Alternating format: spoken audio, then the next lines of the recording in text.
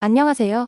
불당동 의대 보내는 유나쌤이에요. 천안 불당동에서 12년째 영어 과외하고 있어요. 저는 한국외국어대학교 영어통번역과를 졸업하고 미국에서 직장 생활하다 귀국하고 영어 과외와 어떤 고등학교를 가야 좋은지 컨설팅해드리는 일을 하고 있어요. 솔직히 요즘 대학교는 어떤 고등학교에 가느냐에 달린 것 같아요. 앞으로 중학교 입시도 이야기로 다루겠습니다. 일주일 만에 500명이 넘는 천안의 어머님들이 영상을 봐주셨고 50명이 넘는 분들이 전화를 주셨습니다. 1차 모집은 모두 끝나 지금 연락 주시는 분들은 상담받으신 후 대기해 주셔야 합니다. 그래도 연락 주시면 학생의 영어 상태와 입시 준비 상태 점검해리니 연락 주셔도 됩니다. 자세한 연락처는 아래 댓글에 남겨두겠습니다. 오늘은 많은 분들이 궁금해하시는 의대 합격 사례를 가지고 왔습니다. 의대 입시는 자녀가 수학과 과학을 좀 한다는 초등학생, 중학생 부모님들께서는 한 번쯤은 생각해보지 않나 생각이 들어요. 제가 오늘 말씀드리려 하는 학생은 저를 중3 개학 진전 2월 말에 저를 소개받아 만나러 왔습니다. 부모님 두 분 다 의사셨어요. 학생은 영어 유치원을 나왔고 바로 대형 어학원으로 가면서 계속 클래스 레벨업을 했고 그때 당시 다니는 어학원에서 최상위 반에 있었고 그 반에서 토플 수업을 받고 있다고 했습니다.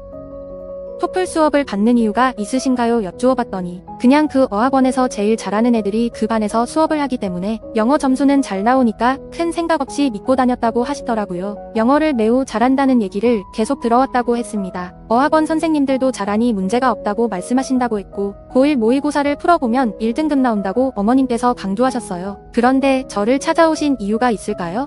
라고 물었더니 학생이 불안함이 있다고 했습니다. 어떤 불안함이냐 물으니 자기 영어 실력이 뭔가 아닌 것 같다는 생각이 든답니다. 예상되는 것은 있었지만 구체적으로 어떤 부분에서 그러하냐 물으니 문법을 맞긴 하지만 그게 왜 맞는지 정확히 알 수 없고 독해도 문제를 풀어서 맞고는 있는데 언제는 또 틀리니까 독해를 잘하는 건지 아닌지도 확신할 수 없다고 했어요. 제 예상만으로는 상담을 드릴 수가 없기에 테스트에 들어갔습니다. 방문 전 어머님께 대략 들은 그동안의 영어 학습 방법을 기반으로 예비고, 단어와 중학교, 문법, 중학교 수준의 구문, 고등 수준의 독해를 넣어 만들어 놓은 테스트지로 확인이 들어갔습니다. 학생이 다녔던 어학원에서 토플 수업을 받고 모의고사 점수도 나온다는데 너무 테스트 수준이 낮은 게 아니냐고요? 결과는 단어 10문제 중 3문제만 맞았습니다. 문법은 10문제 중 6문제를 맞췄으나 왜 그게 답인지 설명하지 못하거나 터무니없는 설명을 하거나 했고 중학교 수준으로 냈던 구문 파악 문제는 손을 대지 못했습니다. 독해 또한 한 문제 외엔 틀렸습니다. 여러분의 예상에 크게 벗어나는 결과 아닌가요? 네. 제 예상이 맞았습니다. 이 학생은 전형적인 빛 좋은 개살 구형이었어요. 물론 영어를 입시가 아닌 소통의 수단으로 접근한다면 이 학생은 매우 잘하고 있는 학생입니다. 스피킹 대회에 매번 나가 수상을 하고 듣기도 잘하고 어느 정도 글도 읽을 줄 아니까요. 하지만 입시 영어 측면에선 구멍이 난 학생이죠.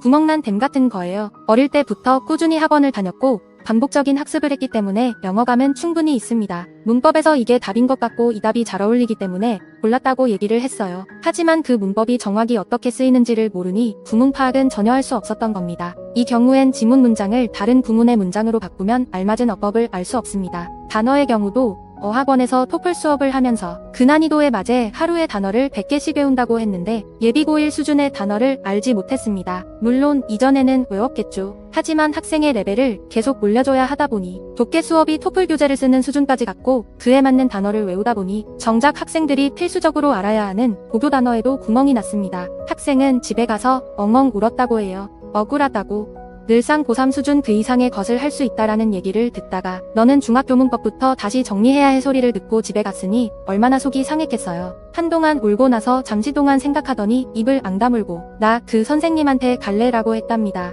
그 다음 주부터 수업을 받으러 온 학생에게 위로의 말을 건네고 분명하게 얘기했습니다. 너가 영어를 못한다는 게 아니야.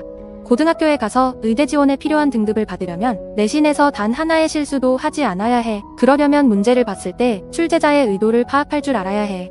변별 문제를 풀려면 그 이상으로 가 있어야 해. 우리는 그 상태까지 갈 거고 너가 힘들다 하더라도 포기만 안 하면 속도가 느리더라도 내가 끌고라도 갈 거야. 구멍난 곳만 때우려고 우린 잠시 내려온 거야. 우리의 목표는 뭐야?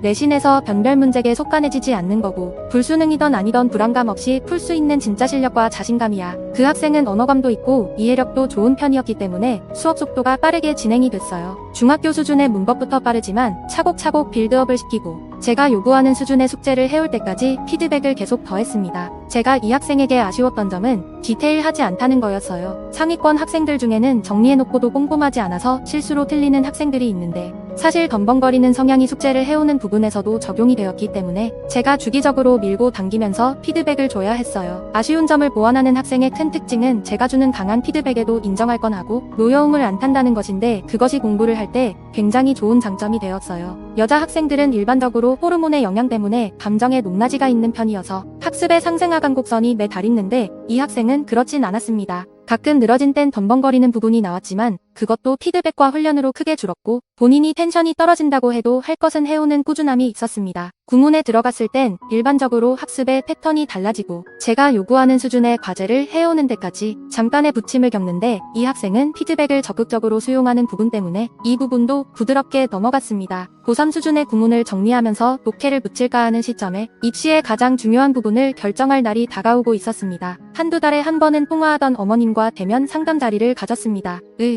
약대를 포함한 대학 입시에 큰 영향을 주는 부분이 교과목 준비와 더불어 한 가지 요인이 더 있는데요. 궁금하시죠? 참고로 학생부 관리 얘기안입니다. 이어지는 다음 편에 이어서 알려드리겠습니다. 많이 기대해주세요. 어제 어떤 어머님이 테스트를 받고 저에게 이런 이야기를 하시더라고요. 아니 선생님, 왜 선생님 같은 분은 저희가 찾기가 어렵죠? 잘 생각해보세요. 입시는 상대평가 제도인데 성적 올려주는 선생님 전화번호를 서로 공유할까요? 숨길까요? 당연히 숨기겠죠. 같은 지역의 친척에게도 숨긴답니다. 그래서 학생들 영어 마스터하고 다른 과목 공부하러 가면 제가 이렇게 아파트 광고를 할 수밖에 없습니다. 오늘도 시청해주셔서 감사합니다. 곧 2편 올리겠습니다.